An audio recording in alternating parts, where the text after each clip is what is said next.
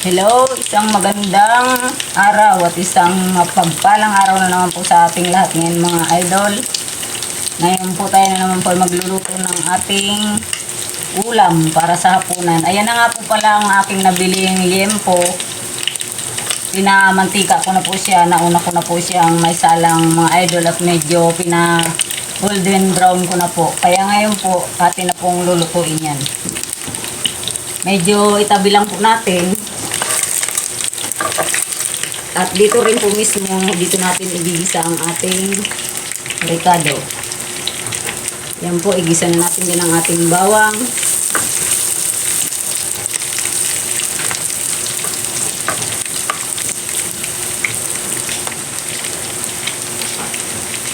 Hintayin po natin golden brown.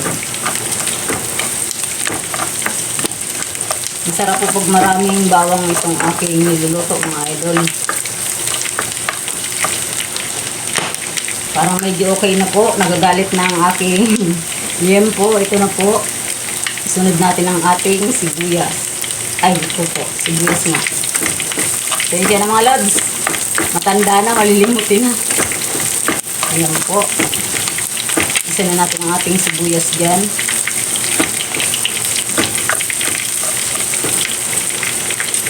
Medyo ihalo na rin po nga natin to. Parehas lang naman po yan. Maluluto rin yun dyan. Kasi nagmantika na nga po.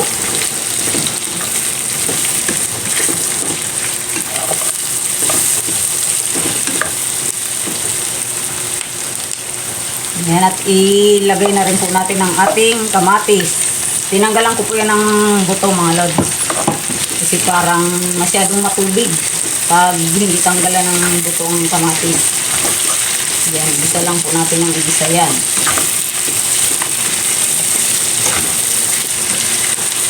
Timplahan na po natin yan ng paminta. Yan, medyo marami-rami po ako mga paminta.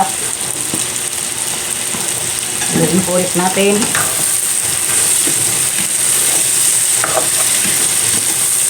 Ang akin pong sandok ay pangkanin kasi wala po akong sandok na para dito sa kawali na to.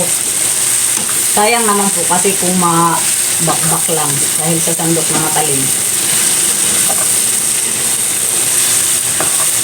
Ayan, medyo nadurog na po mga lods ang ating kamatis.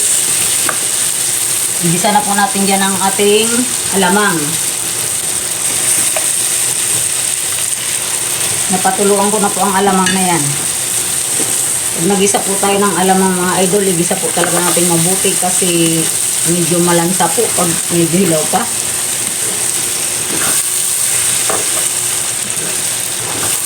Halo-haloin lang po, ng halo-haloin. Hindi na po ako muna maglalagay ng asin kasi ang alamang kahit hugasan medyo maalat pa rin. Lambot na rin po yung pork na yan kasi may tubig po yan nung una hanggang sa matuyo at magmantika. Yan, saka po yan ginisa. Isa lang po nating mabuti ang ating alamang kasi para hindi siya malansa. Lalagay ko na rin po dyan ang aking siling labuyo. Hindi ko lang po dudurugin kasi baka hindi po kaya ng aking mga anak. Kusa na lang po yan dyan madudurog pag naluto na. Maswerte po ang makakanguya niyan. Medyo kumakain rin naman po ng mga ang aking mga anak pero ayaw nila ng sobra.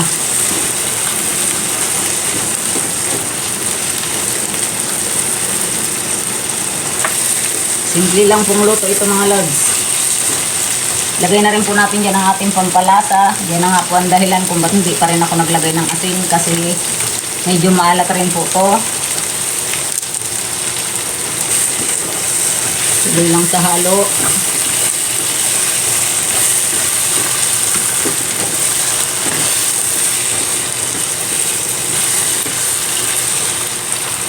Ilagay na rin po natin dyan ang ating chili finger po yan.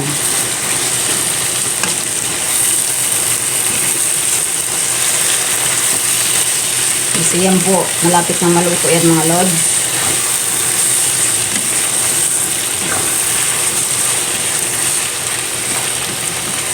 Tikman ko muna po yan kung tama ng lasa.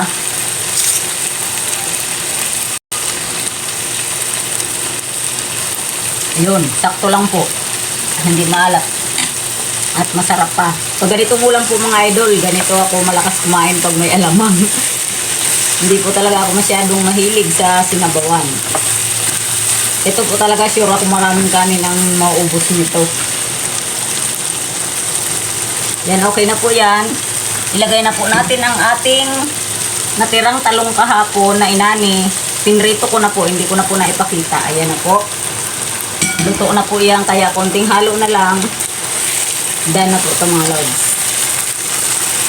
Binabuong talong with pork. Yan, okay na po yan mga idol. Ayaw ko na po masyadong haluin kasi luto naman na po yung talong. Nadidurog na po.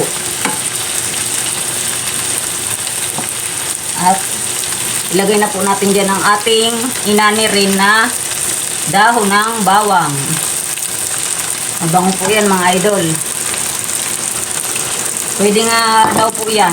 Ayun sa akin mga napapanood din minsan, pwede po siyang pamalit talaga sa bawang. Pero dahon lang po yan ng bawang. Yung tanong ko din. Yung mga lods. Hinaan lang po natin ang apoy. Konti.